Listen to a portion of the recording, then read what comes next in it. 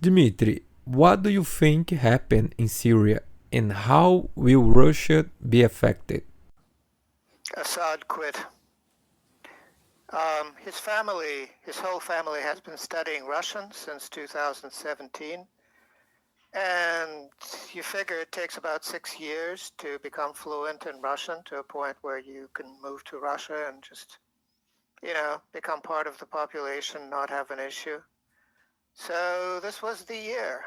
He took his entire family to the Russian air base in Syria, and they flew him out.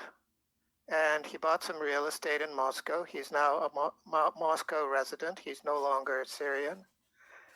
And he wasn't much of a dictator, you know. Countries like Libya, like Iraq, like Syria, they were stillborn nations cut up by the British. You know, they had this policy that they inherited from the Romans of divide and rule, divide et impera. Um, but once they could no longer rule, they just divided. So they uh, split up the terrain into non-nations. So a good example of a non-nation is Palestine, which is half Israel, half not Israel. And of course, two-state solution is ridiculous. Another example is Libya, which consisted of its western portion and its eastern portion uh, that never got along, and it fell apart. Iraq, very similar. The entire north is, you know, different from the entire south. And all of these countries eventually fell apart. So Syria fell apart in a particularly spectacular way because it had an ophthalmologist instead of a dictator.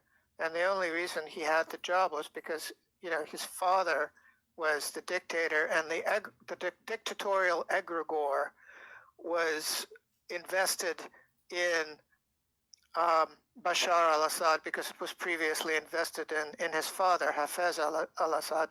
And in these societies, which are basically tribal ancient societies, they're relict societies, ethnic relics, the father to son sort of transmission of egregores is the typical transmission of power and authority.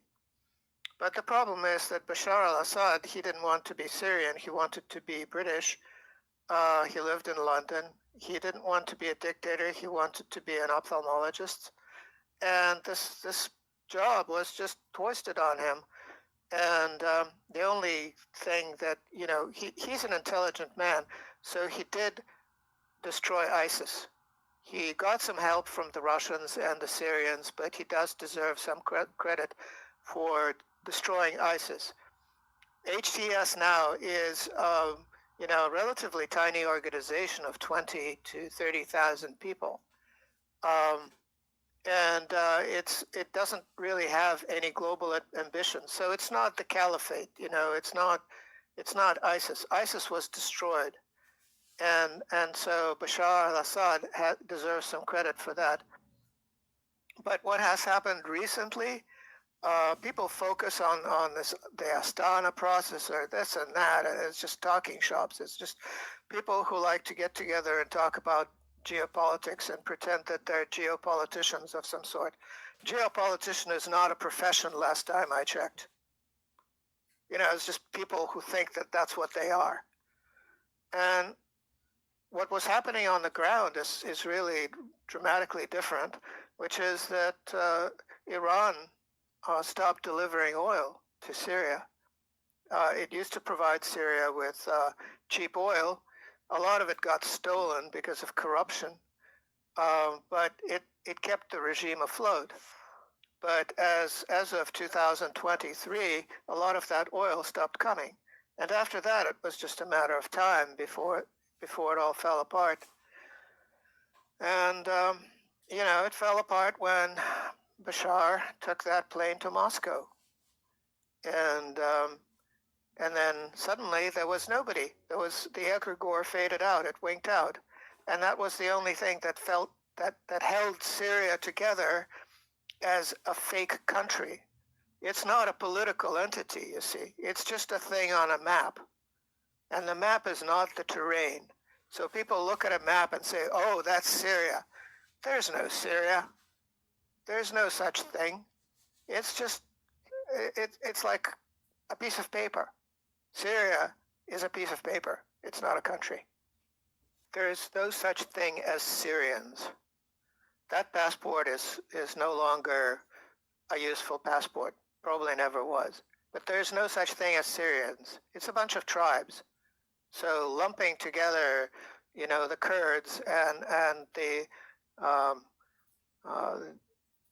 Alawites, for instance, what do they have in common except hatred for each other? And that is really what the motivating force behind Syrian society, as far as I can tell, is the incredible ingrained hatred the various ethnic and religious minorities, and they're all minorities, have for each other. There's nothing but minorities there, and they all hate each other. So how do you help them? Well, he helped his own Alawite tribe, that's for sure. He wasn't such a bloodthirsty dictator, so the way to rule a society like that is to pick the strongest to lead this or that province or organization. And the moment they show any insubordination, shoot them in the head. And do that often enough. That's what a bloody dictator's job is. So Gaddafi knew how to do that job. Saddam Hussein knew how to do that job. But Bashar Assad was a softie. Like I said, he wasn't trained as a dictator. He was trained as an ophthalmologist. So what he did instead was he picked weak people from his own tribe who were not too likely to turn against him for family reasons, you might say. And so that made for a very weak system. That just collapsed. So it's a structure where you take out the kingpin, which is the pseudo dictator, and then the rest of it just collapses. So there was just complete insubordination in the army. They all took their uniforms and took off, dropped their weapons. In a normal army, if you drop your weapon and take off your uniform, you get shot. Period. The end. Like the next moment, you get shot. But there's just no discipline. And the other thing is that, it had no chance anyway. So Bashar al-Assad could have done a wonderful job. The place would have fallen apart anyway. There's only one kind of modernist national project left in the entire Arab world, and that's Egypt. So Libya was one, it's gone. Iraq was another, it's gone. Syria was another, it's gone. So now we just have Egypt left. When Egypt falls apart, that'll be the end of the entire Arab project, and the entire Arab tribal thing will revert to its 6th century form or whenever it was that it took off to begin with. Of course, it's not as good as it was in the 6th century because of inbreeding that has happened during the intervening centuries. Lots of psychotics running around, so I don't see a bright future for the Arab world. Like I said, Syria has nothing to offer to anyone except oil, which the Americans took, and phosphates, which belong to a billionaire associated with Trump. So that's a cost-cutting thing and also canceling a vanity project.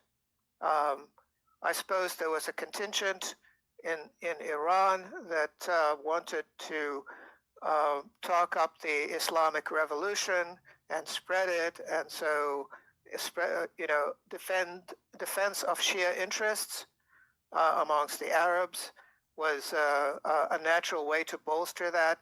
That was like the world revolution in the early years of the USSR. They spent huge amounts of gold on Comintern in Europe, and what did they get in return for that? They got Hitler. So that was very useful. This is sort of similar. So I think that Iran might actually do better, having shown up the futility of the resistance and the Shia crescent and all of that geopolitical nonsense. It can now concentrate on things that actually matter. So that's it for Iran as far as I'm concerned. As far as Russia, the only reason Russia got involved in Syria was because of ISIS, and ISIS was seen as a threat to Russia. Through the Central Asian republics, it was something new, it was something terrifying, and Russia had was forced to do something about it, which it did. It went into Syria. It didn't send any regular Russian troops, ground troops. Instead, it sent in a now defunct private military company to take care of training the Syrian troops and also doing some of the fighting. And it sent in the Air and Space Force and established a temporary airbase. It's a temporary airbase, by the way, at Khmeimim, out of which it flew a ridiculous number of sorties, bombing the hell out of ISIS and pretty much killing them all. And the remnants is what HTS is now. It's a shadow of its former self. It is no threat to Russia, and Russia will keep an eye on it and destroy it some more if that's what's necessary. But the thing is, technology has advanced in the meantime, and so it doesn't really have to go to Syria to destroy HTS. It can do it from ships in the Caspian using rockets. So none of that has any reason to exist now. Now, when that was getting started, Putin said we can't be more Syrian than the Syrians.